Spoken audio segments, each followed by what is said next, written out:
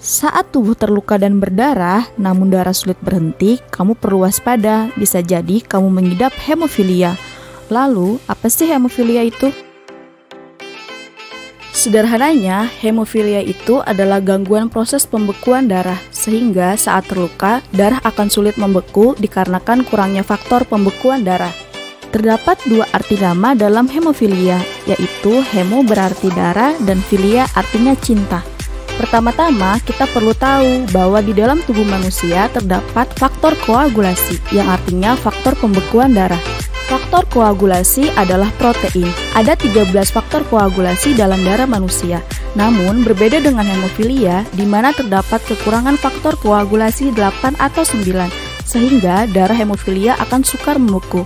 Berikut faktor pembekuan darah normal. Pada pembekuan darah normal, saat pembuluh darah rusak, darah kita akan mengalir keluar.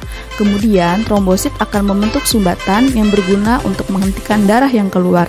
Faktor pembeku yang bisa disebut trombin mengubah fibrinogen menjadi helai-helai fibrin.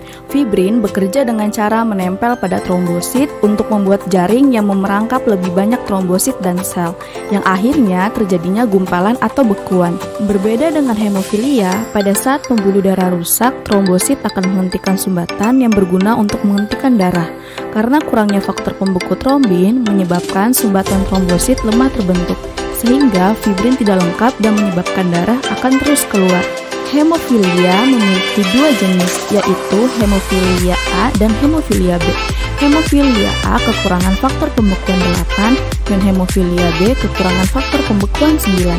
Menurut buku pelaksanaan hemofilia, jumlah pengidap hemofilia A lebih banyak ketimbang hemofilia B dengan perbandingan persentase sebesar 80 hingga 85%. Hemofilia tidaklah menular, melainkan diturunkan oleh ibu kepada anak laki-lakinya atau mengalami mutasi genetik.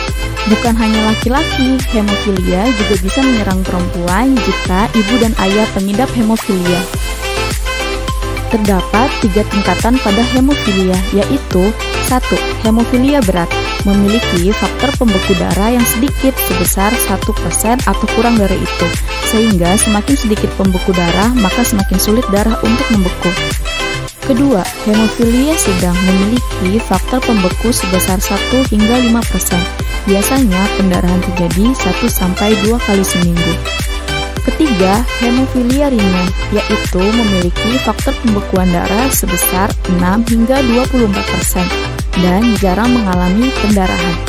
Menurut Hemophilia Society tahun 2014, kita bisa melihat ciri-ciri hemofilia melalui beberapa hal berikut. Yang pertama, memar dan bengkak tanpa sebab. Kedua, bagi bayi saat belajar berjalan, bayi sering mengalami memar dan lebam.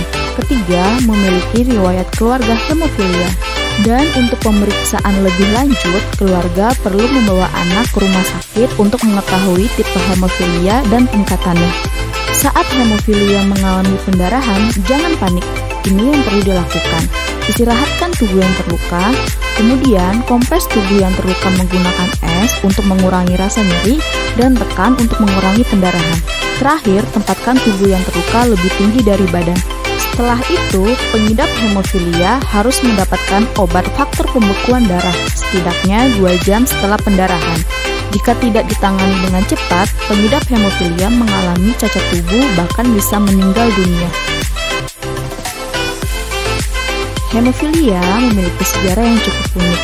Dalam situs artikel harian kompas.com, hemofilia seringkali disebut sebagai royal disease atau penyakit kerajaan, dikarenakan pada tahun 1857 hingga 1901, Ratu Inggris Victoria menurunkan hemofilia kepada anak dan cucunya sampai tersebar ke kerajaan Spanyol, kerajaan Jerman, dan kerajaan Rusia. Kejadian ini dicatat di buku kedokteran Medical Journal British. Sedangkan di Indonesia, pengobatan hemofilia diperkenalkan pertama kali pada tahun 1975 dan sudah dikenal di perpustakaan kedokteran. Pada tahun 2012 telah diprediksi bahwa hemofilia menembus 20.000 orang, di mana pasien hemofilia tidak sampai 10 orang. Kemudian pada tahun 2015 jumlah pengidap hemofilia meningkat menjadi 77 orang. Setelah itu, pada tahun 2019, pengidap hemofilia semakin meningkat. Bahkan terdiagnosa 2076 orang. Padahal perhitungan secara teori seharusnya yang terdiagnosa sebanyak 26.000 jiwa. Sekarang, perkembangan pengobatan hemofilia semakin membaik seiring kemajuan teknologi. Hemofilia juga telah menghadirkan aplikasi Android untuk menjangkau pengidap hemofilia. Bukan hanya itu, hemofilia juga telah memiliki yayasan 20 cabang resmi yang tersebar di Indonesia. Pengidap hemofilia dapat menjalani aktivitas seperti orang pada umumnya. Namun, aktivitas fisik seperti bermain bola atau bela diri harus dihindari. Hemofilia juga perlu menjaga berat badannya karena akan berdampak pada sendi lututnya. Olahraga yang baik untuk hemofilia adalah berenang atau mendaki. Untuk saat ini, pengidap hemofilia tidak bisa disembuhkan. Untuk itu, perlu pengobatan yang baik dan dukungan moral dari orang lain, terutama keluarga.